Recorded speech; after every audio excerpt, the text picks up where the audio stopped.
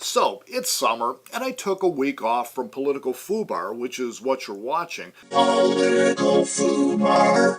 to drive the Pacific Coast Highway with my wife. And we had an awesome trip, during which time I was just too busy to pay much attention at all to the news. And so here I am, 2 weeks later, knowing next to nothing about what's been going on in the world, or in other words, now I am a typical American. I know, for instance, that Jerry Sandusky is going to jail for the rest of his miserable life. I know that LeBron James finally got his ring, and I know that a bunch of stuff happened in the illegal immigration debate, which has actually got no effect on me or on the vast majority of Americans. So I was able to spend 2 weeks without paying any attention to anything that Romney said about Obama or that Obama said about Romney. But all of that is going to change because on Thursday, the Supreme Court is going to rule on national health care, and then all the summer dreaming, the vacationing, the quiet days by the beach with a book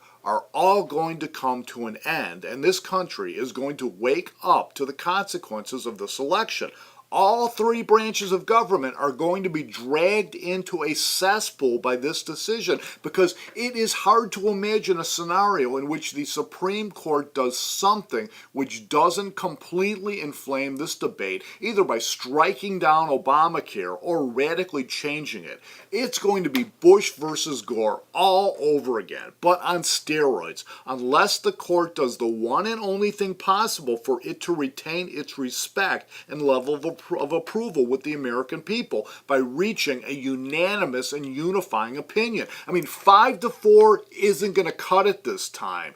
This healthcare legislation is so important, so all-encompassing, and so personal to all Americans that the court has to go beyond politics, partisanship, and ideology to begin the healing process of which all three branches of government and the American people are in such desperate need. This is the most important decision this court, these justices, will ever hand down. And I am just sick at heart because I don't believe that they are capable of rising to this occasion and doing what's best for our country. I mean, I can understand how 435 members of the House could have trouble agreeing on things and how difficult it is for 100 senators to reach agreement, but when 9 members of the court who don't have to run for re-election, who don't caucus or hold fundraisers or answer to lobbyists or to anyone else, when they can't rise to the occasion and just try to do the right thing together for our country,